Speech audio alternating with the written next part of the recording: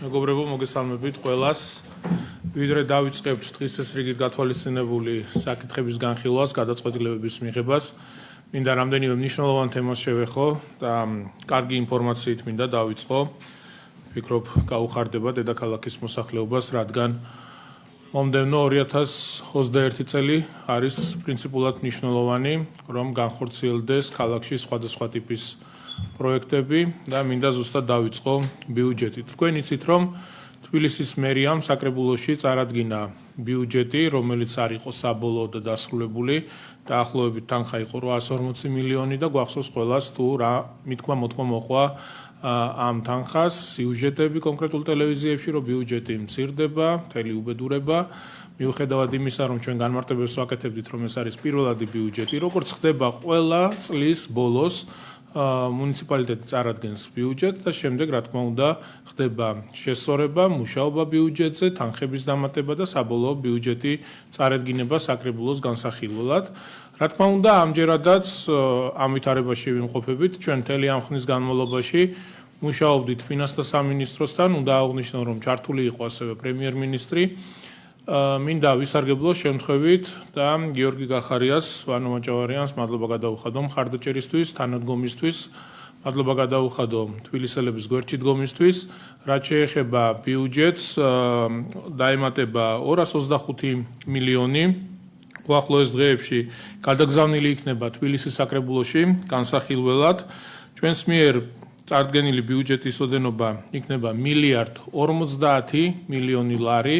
ასევე უნდა აღვნიშნო ის, რომ მომდევნო წლის დასაწყისში იანვარში კონკრეტულად ამ თანხას კიდევ 50 მილიონი დაემატება ზემოდან და საბოლოოდ 2021 წლის ბიუჯეტი იქნება 1,100 მილიონზე მეტი, რაც ჩვენ მოგცემს იმის შესაძლებლობას, რომ სხვადასხვა მნიშვნელოვანი პროექტები იყოს განხორციელებული დედაქალაქში, ყველა მიმართულებით.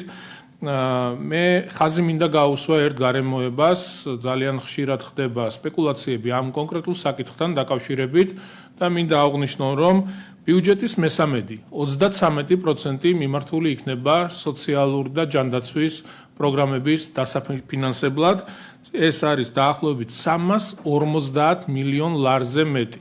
ასეთი თანხა არასდროს არ ყოფილა ამ მიმართულებით გამოყოფილი და რა თქმა უნდა მნიშვნელოვანია იმისთვის, რომ ის პროგრამები, რომელიც არსებობს, ხელს შეუწყობს და დაეხმარება იმ ოჯახებს, იმ ადამიანებს, ვისაც ყველაზე მეტად ჭირდება ჩვენი თანადგომა და მხარდაჭერა. შესაბამისად, ჯანდაცვის და სოციალური მიმართულებით ბიუჯეტი იქნება 350 მილიონ ლარზე მეტი. დაახლოებით წინა წელთან შედარებით 21 მილიონი ლარით იზრდება, რაც ვფიქრობ ძალიან მნიშვნელოვანია. 350 მილიონი ლარი დაიხარჯება ინფრასტრუქტურული პროექტების განსახორციელებლად. თქვენ იცით, რომ გარკვეული პროექტების შეფერხება მოგვიწია არსებული პანდემიის გამო, თუმცა იქვე აღვნიშნავდით, რომ ცოტა მოგვიანებით დაიწყებოდა ამ კონკრეტული პროექტების განხორციელება. ცოტა მოგვიანებით კიდევ უფრო დეტალურად მოგაწვდით სრულ ინფორმაციას თუ რა პროექტები იქნება ჩასმული 2021 წლის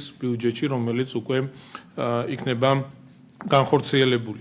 იმედი მაქვს, რომ საკრებულოში საკმაოდ ნაყოფიერი განხილვა გვექნება და საკრებულოს მხარდაჭერა ექნება კონკრეტულ ბიუჯეტს, რომელიც იქნება გადაგზავნილი. მინდა შევეხო ასევე ერთ ძალიან მნიშვნელოვან თემას. თქვენ იცით, რომ ჩვენ გვაქვს პროგრამა უფასო სასადილოების სახით, სადაც ვეხმარებით იმ ადამიანებს, იმ ოჯახებს, ვისაც მართლა ძალიან უჭირს და ძალიან მძიმე სოციალურ მდგომარეობაში იმყოფება. ამ პროგრამებს ყავს მომლოდინე ადამიანების რაოდენობა. ჩვენ 40,000-მდე ბენეფიციარს ვაკმაყოფილებთ ამ პროგრამით და დაახლოებით 3,500 ადამიანი არის მოლოდინის რეჟიმში, რომ ჩაჯდეს ამ პროგრამაში და ისარგებლოს ამ კონკრეტული უფასო სასადილოებით. ჩვენ მივიღეთ გადაწყვეტილება, რომ ეს მომლოდინი ადამიანების რაოდენობა გავანულოთ და მათაც მიეცემათ შესაძლებლობა ამ პროგრამაში ჩართვის და ეს 3,500 მოქალაქე მიიღებს შეულებრივად ამ სერვისში მონაწილეობას და ექნება შესაძლებლობა უფასო სასადილოებით ისარგებლოს. რაც ვფიქრობ ძალიან მნიშვნელოვანია და ამ რთულ ვითარებაში ჩვენი თანადგომა და მხარდაჭერა თითოეული ამ ქალაქის მოქალაქისთვის არის განსაკუთრებულად პრიორიტეტული. შემდეგი თემა ეხება ერთ კონკრეტულ ინფრასტრუქტურულ პროექტს. თქვენ იცით, რომ გლდანში ხიზანიშვილის და ვეკუას ქუჩებზე ჩვენ გარკვეული სამუშაოები ჩავატარეთ. მთლიანად მოხდა ამ ორი ცენტრალური ქუჩის განახლება, რეაბილიტირება, კეთილმოწყობა, განხორციელდა დახაზვითი სამუშაოები, მიმდინარეობს შუქნიშნების მონტაჟი.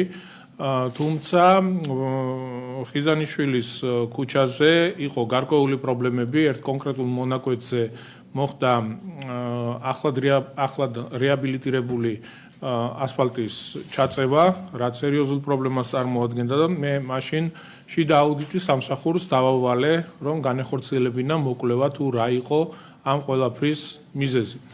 ამ რამდენიმე თვის განმავლობაში მიმდინარეობდა სრული მოკვლევა, შედეგად ადგინდა, რომ საპროექტო დოკუმენტაციაში ხიზანიშვილისა და ვეკუას ქუჩებზე არსებულ სანიაღვრე ქსელის შეცვლის საჭიროების გაუთვალისწინებლობის გამო დოკუმენტაციაში იყო სერიოზული ხარვეზები და მთელი ჯაჭვი პრობლემების.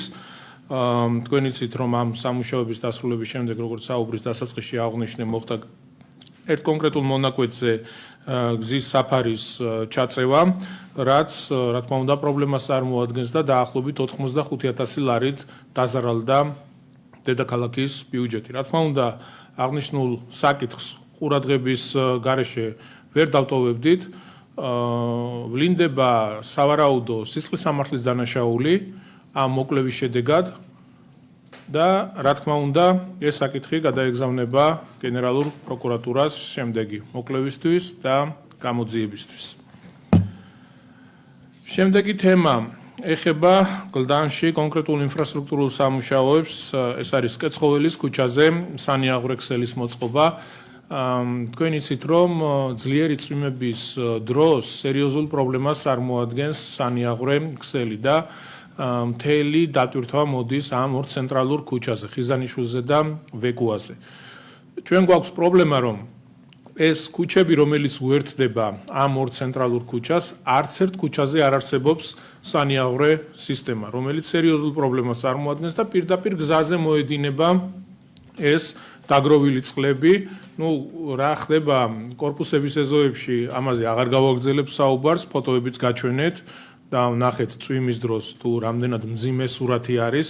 შესაბამისად გამგეობას დავალებული აქვს, რომ რაც შეეხება ეზოების კეთილმოწყობის სამუშაოების დროს მაქსიმალურად ყველა ეზოში უნდა განხორციელდეს სანიაღვრე სამუშაოები და ასევე მინდა თბილისის ინფრასტრუქტურის საქალაქო სამსახურს დავავალო, რომ აი ამ სამუშაოების დასრულების შემდეგ, რომელიც კეცხოველის ქუჩაზე მიმდინარეობს, სანიაღვრე ქსელის მოწყობა და პარალელურად ასევე წყლის სისტემის ცვლილება მიმდინარეობს, მთლიანად მოხდება განახლება კეცხოველის ქუჩაზე და შემდეგ უკვე ეს მაგისტრალი უნდა დაერთდეს ცენტრალურ მილზე, რომელიც ხიზანიშვილის ქუჩაზე არის და გლდანის პარკთან უნდა მოხდეს სპეციალური ჭის მოწყობა და კონკრეტულად ამ ქუჩის დაერთება ხიზანიშვილის ცენტრალურ სანიაღვრე სისტემაზე და გავავალებთ, რომ რამდენიმე დღეში მთლიანად იყოს დასრულებული ეს სამუშაოები, რომ მაქსიმალურად ის პრობლემა, რაც ჩვენ უხვინალექის დროს ვნახეთ თუ რა ხდებოდა გლდანში ამ კონკრეტულ ცენტრალურ ქუჩებზე და ვიცით ყველამ რის გამო იყო ეს გამოწვეული, ამიტომ უნდა მივყვეთ და ეტაპობრივად მოხდეს ამ ქუჩებზე სანიაღვრე სისტემის მოწესრიგება, რომ ეს პრობლემა იყოს თავიდანვე აცილებული. თქვენ იცით ჩვენი დამოკიდებულება რეკრეაციულ სივრცეებზე, მწვანე სივრცეების შექმნაზე, რაც ვფიქრობ ძალიან მნიშვნელოვანია და თვალშისაცემიც არის ქალაქში თუ რამდენად ბევრი და კარგი მნიშვნელოვანი პროექტი განხორციელდა ამ მიმართულებით. მე მინდა კიდევ ერთ ძალიან კარგ პროექტს შევეხო. საბურთალოს რაიონში თოფურიძის ქუჩაზე განხორციელდა ეს სამუშაოები. საბურთალოს რაიონის გამგებელს გიზო ვასაძეს და თითოეულ თანამშრომელს მინდა მადლობა გადაუხადო ნაყოფიერი მუშაობისთვის, მართლა მაგარი პროექტი გააკეთეს.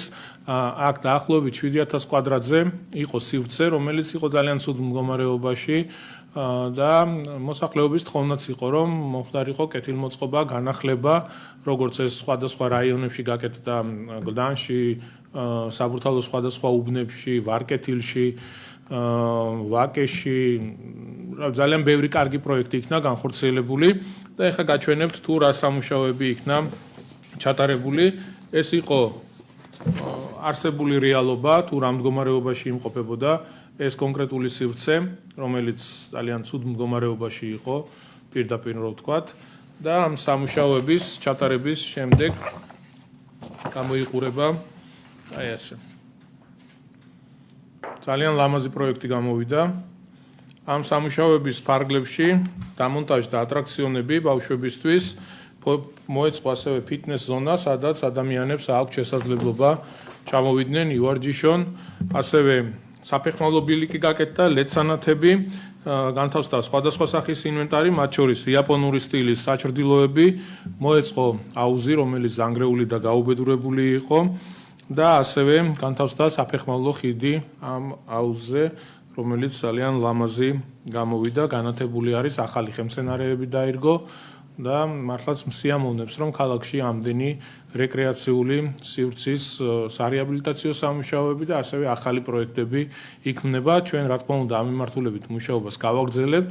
2021 წელს ერთ-ერთი მთავარი პრიორიტეტი იქნება მწვანე სივრცეების შექმნა, არსებული სივრცეები, რომელიც მდგომარეობაშია, მათი რეაბილიტაცია, რომ რაც შეიძლება ბევრი ისეთი ადგილი შევქმნათ, სადაც ყველა ადამიანს, ყველა თაობის წარმომადგენელს ეკნება შესაძლებლობა განტვირთვის, დასვენების და რა თქმა უნდა ასევე ეკოლოგიური მდგომარეობის თვალსაზრისით მნიშვნელოვანია ქალაქში ასეთი სივრცეების არსებობა, იმიტომ რომ პირდაპირ უკავშირდება ჩვენს ჯანმრთელობას, ჩვენი შვილების მომავალს. ამიტომ 2021 წელს რა თქმა უნდა ამას ეკნება განსაკუთრებული ყურადღება და ერთ-ერთი უმთავრესი პრიორიტეტი იქნება ჩვენი გუნდისთვის.